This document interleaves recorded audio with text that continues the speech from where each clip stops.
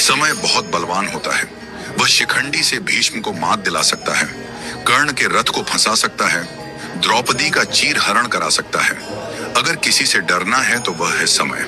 महाभारत में एक प्रसंग आता है जब धर्मराज युधिष्ठिर ने विराट के दरबार में पहुंचकर कहा, हे राजन, मैं व्याघ्रपाद गोत्र में उत्पन्न हुआ हूँ तथा मेरा नाम कंक है। मैं धूत विद्या में निपुण हूँ। आपके पास आपकी सेवा करने की कामना लेकर उपस्थित हुआ हूँ।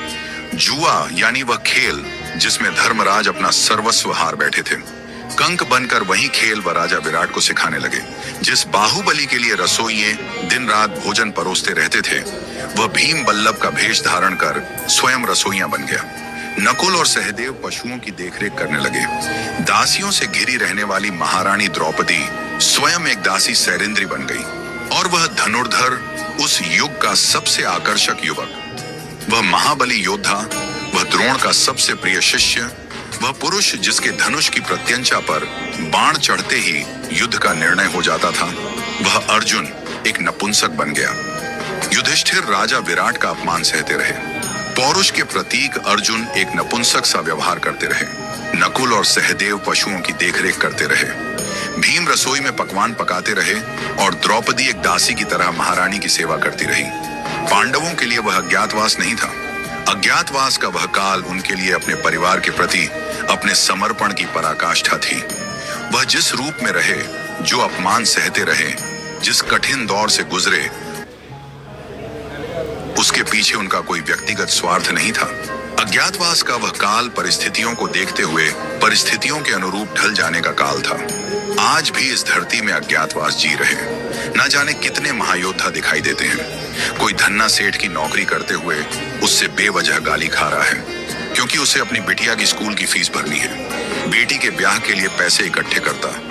बाप एक सेल्समैन बनकर दर दर धक्के खाकर सामान बेचता दिखाई देता है।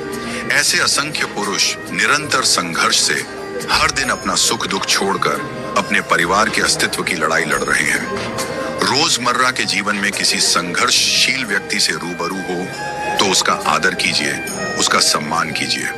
फैक्ट्री के बाहर खड़ा गार्ड, होटल में रोटी परोसता वेटर, सेठ की गालियां खाता मुनिम वास्तव में कंक, बल्लभ और बृहणला है। क्योंकि कोई भी अपनी मर्जी से संघर्ष या पीड़ा नहीं चुनता।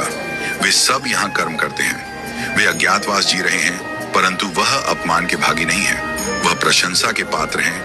यह उनकी हिम्मत है, उनकी ताकत है, उनका समर्पण है कि विपरीत परिस्थितियों में भी वह डटे हुए हैं। वह कमजोर नहीं है, उनके हालात कमजोर हैं, उनका वक्त कमजोर है। याद रहे कि अज्ञातवास के बाद बृहणला जब पुनः अर्जुन के रूप में आए तो कौरवों का नाश कर दिया। पुनः अपना यश, अपनी कीर्ति सारे विश्व में फैला दी। वक्त बदलते वक्त नहीं लगता, इसलिए जिसका वक्त खराब चल रहा हो उसका उपहास और अनादर न करें, उसका सम्मान करें, उसका साथ दें। क्योंकि एक दिन संघर्षशील, कर्मठ, ईमानदारी से प्रयास करने वालों का अज्ञातवास अवश्य समाप्त होगा। समय का चक्र घूमेगा और बृहणला का छद्म रूप त्याग कर धनुर्धर अर्जुन इतिहास में ऐसे अमर हो जाएंगे कि पीढ़ियों तक बच्चों के नाम उनके नाम पर रखे जाएंगे। इतिहास बृहणला को भूल जाएगा, इतिहास अर्जुन को याद रखेगा।